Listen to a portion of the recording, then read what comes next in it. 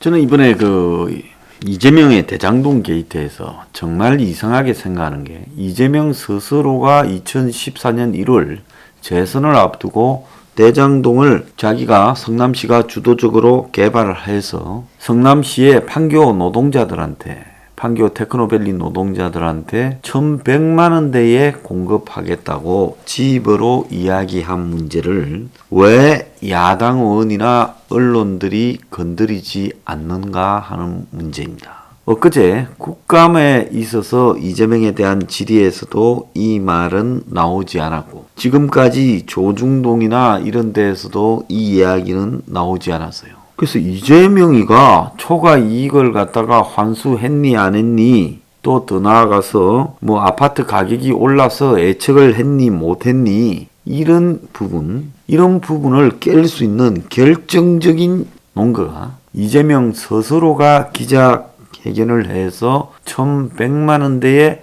저렴한 아파트를 분양하겠다, 그 말을 강조하면 되는 겁니다. 그래서 당신이 1,100만 원에 이렇게 아파트를 분양해서 서민들이 살 수 있게 하겠다 해놓고, 왜 당신은 민관 합동 개발해서 민간의 개발 이익을 1조 8,211억이나 모아주고 그 중에서 1,830억만 환수하고 결국 민간이 받은 아파트 이익이 1조 6,381억이나 되게 했는가? 당신이 처음부터 1,100만 원대에 이렇게 분양하겠다라는 목표를 가지고 있었으면 당연히 민간의 이익을 줄이고 아파트를 1,100만 원에 분양을 해서 성남 시민들에게 그것을 돌리기 위해서 노력을 했을 것이고, 그러다 보면 민간 합동 개발에서 너네들이 가져갈 수익은 이만큼밖에 안 된다, 조금만 떼주고 나머지는 아파트 가격을 낮추는 걸로 하자. 그러면 택지를 갖다가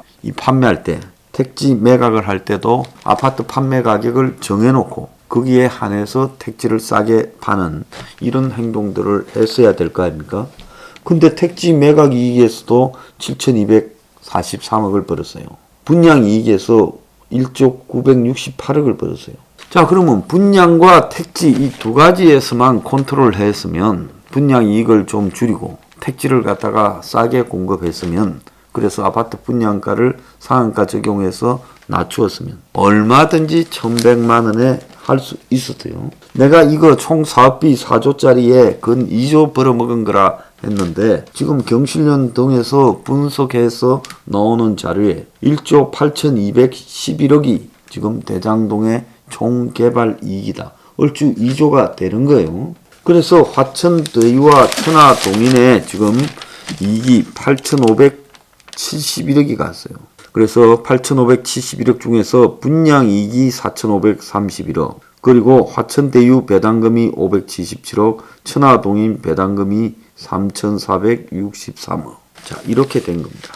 자, 그래서 나중에 이야기하겠지만 경실련은 총 1조 8,211억 중에 1,830억을 성남시가 환수했으니 10% 환수했다라고 이야기를 하는 겁니다.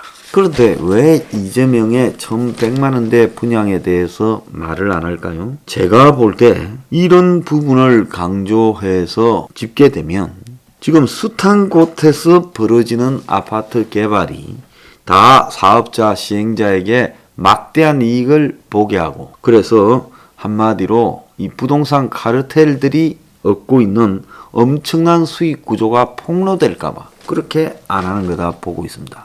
왜? 이번에 대장동만 안 터졌으면 지자체가 아파트를 허가해주고 민간 시행사가 나서서 택지를 갖다가 밀고, 그리고 거기에서 실제로 분양해서 돈을 벌어들이는 것이 얼마나 많은가에 대해서, 그 수익이 얼마나 많은가에 대해서 널리 알려지지 못했을 거예요. 그래서 많은 사람들은 아파트 뭐에서 누가 얼마 벌어먹는가라는 부분에 대한 개념이 없었는데, 이번에 대장동에서 딱 터져버린 거예요. 그래서 액수가 다 나와버리니까 이제 국민들이 아파트라는 걸 가지고 바가지를 세우고 있구나라는 걸 알게 되는데, 여기서 1,100만 원을 강조해가지고 왜 안 했냐라고 짚고 넘어가게 되면, 전국의 나머지 지역에서도 다 이런 바가지를 세우니까 그래서 이게 터져 놓으면 좋을 게 없다. 즉 원가가 얼마고 땅이 얼마고 그래서 이만큼이면 실제 아파트를 지을 수 있다라는 부분이 입증될까봐 이재명의 1100만 원 분양 문제를 물고 늘어지면 이재명이 두 번째 시장이 되기 전에는 1100만 원에 분양하기 위해 자기가 이 대장동 땅을 직접 확보해서 하겠다. 이렇게 말을 했습니다. 자, 이재명은 2014년 대장동 공영개발 구상을 발표하는 자리에서 평당 1100만 원대로 분양을 하겠다 하지만 실제 분양가는 이것보다 900만 원 이상 높았고 심지어 화천대유가 9월 16일 분양한 판교 SK 테라스 뷰는 평당 분양가가 3,613만 원이에요.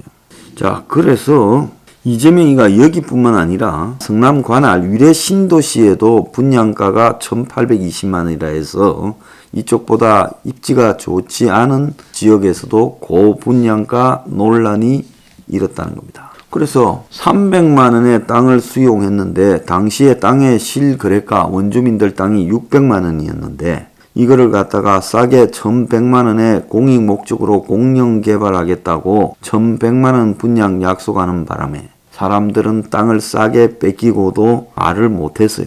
그런데 실제 분양한 아파트 가격은 인근 아파트 분양가와 똑같은 2,000만 원이 넘는 가격으로 분양이 되었다는 겁니다. 자, 그리고요, 경신련이요. 대장동 관련 개발 사업 이익이 총 1조 8,211억이고 공공이 환수한 금액은 1,830억으로 10%에 불과하다고 어제 기자회견을 열었습니다.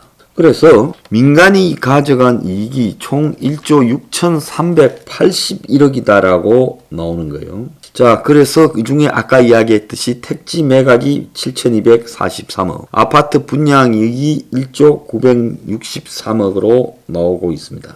그래서 대장동의 택지를 매각한 금액이 총 14만 3,160평에 2조 2,243억, 그래서 평당 1,553만 원으로 매각을 했고 실제로 자기들이 주장한 개발 사업비 1조 5천억을 빼면 7,243억이 택지 매각 이익이라는 거예요. 실제로 이 매각 이익은 이들이 주장한 개발 사업비보다 훨씬 작게 들었을 거기 때문에 매각 이익도 더 크고 한 2조 정도 남았을 거로 추정이 됩니다.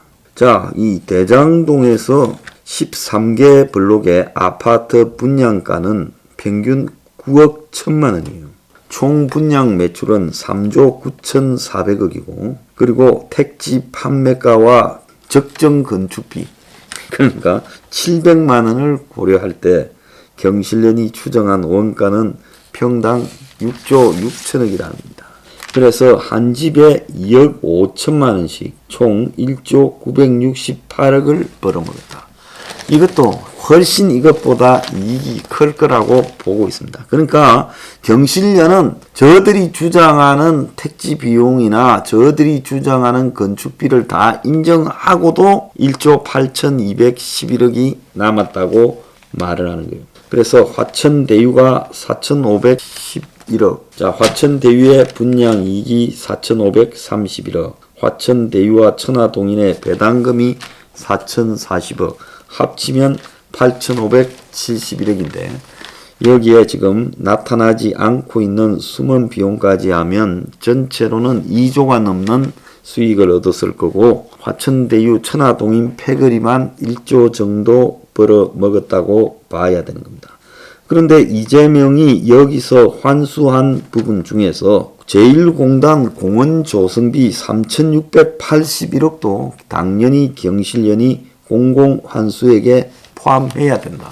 제가 이 이야기 수도 없이 했지요. 그리고 그가 당군일의 최대 공익환수 사업이라 포장하고 있지만 해당 3,681억을 이건 공익환수했다고 볼 수 없다는 거예요. 설사 지주장대로 이걸 보태줘도 환수율이 25%도 안 돼서 여전히 낮다는 겁니다.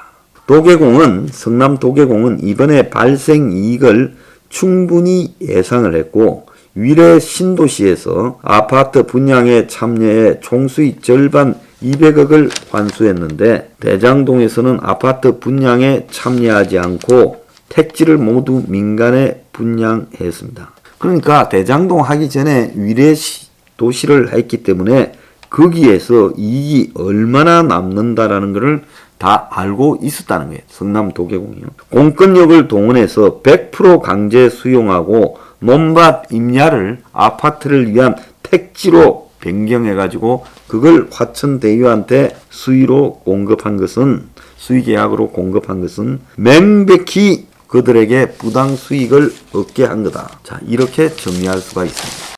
그래서 이 공단, 서판교 터널 이 두 개를 합친 돈은 하나는 2,561억이고 하나는 920억인데 이거는 당연히 민간 사업자가 SOC로 건설을 부담해야 하는 자기 돈으로 해야 하는 기부 체납의 일종이라는 겁니다. 자, 그래서 이 부분만 가지고 이재명이가 단군 이래 최대 수익을 환수했다라고 주장하는 것은 그것은 천벌받을 일이다. 자, 그래서 10% 고작 환수하고 더 나아가서 대장동 이 아파트를 1,100만 원에 이 판매하겠다고 구라를 친 부분에 대해서 왜 철저하게 규명하지 않는가? 저는 의문입니다.